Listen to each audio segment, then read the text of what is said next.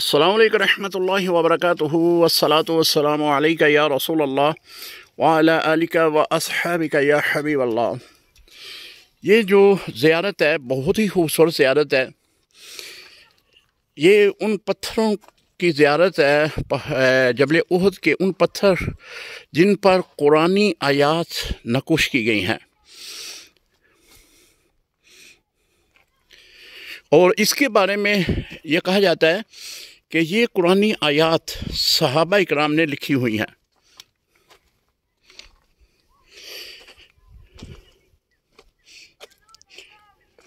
आपको इनकी मैं ज़ियारत करवाता हूँ। ये देखें आप,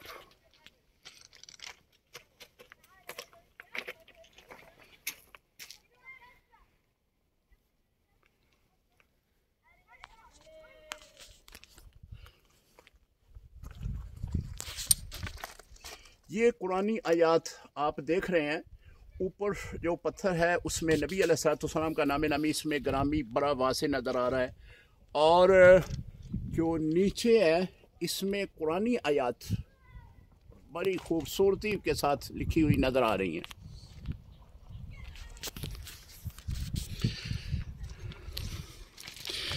और ये कहा जाता है कि ये कुरानी आयात उस वक़्त लिखी गई थी जब यहाँ पे यानी जंग उहद हुई थी। तो उस वक़्त जो है यहाँ पे सहाबा इकराम ने जो है वो कुरानी आयात लिखी थी।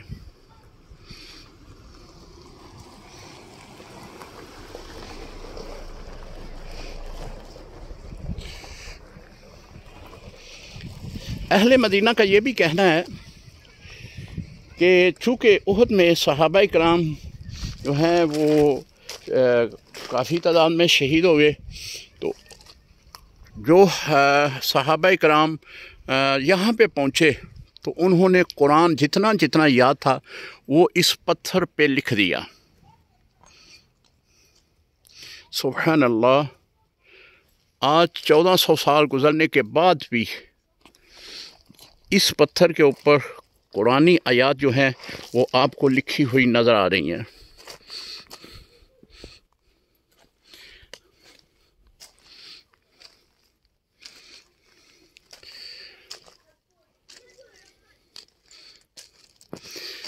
आप देखेंगे कि इर्द गिर्द बिल्कुल पहाड़ है।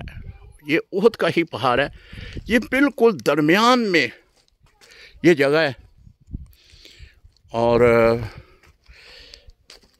एक तो ये भी कहना है कि जब हुज़ूर अलैहिस्सलाम के दंदान मुबारक शहीद हुए थे तो आप इस मकाम पे मौजूद थे।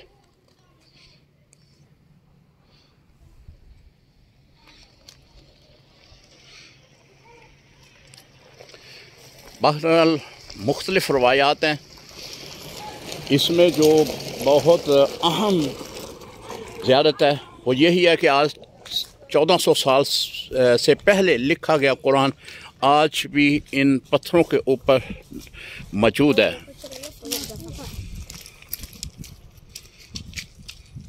सुभान अल्लाह, सुभान अल्लाह।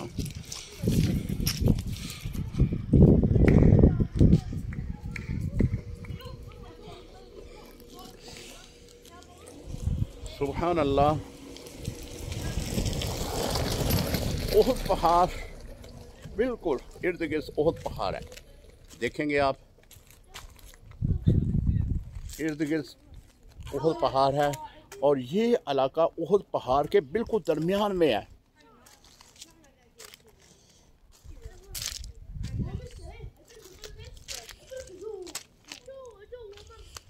मेरी दीगर वीडियोस में उहद पहाड़ के फ़ज़ाइल जो अहादीस मुबारका में आए हैं वो मैंने बयान किए हैं, वो ज़रूर सुनिएगा। और इसकी ये भी बहुत बड़ी फजीलत है कि इस पत्थर के ऊपर आज भी कुरानी आयात जो हैं आपको लिखी हुई मिल जाएंगी। दुआओं में याद रखिएगा। अस्सलामु अलैकुम रहमतुल्लाहि व बरकातुहू।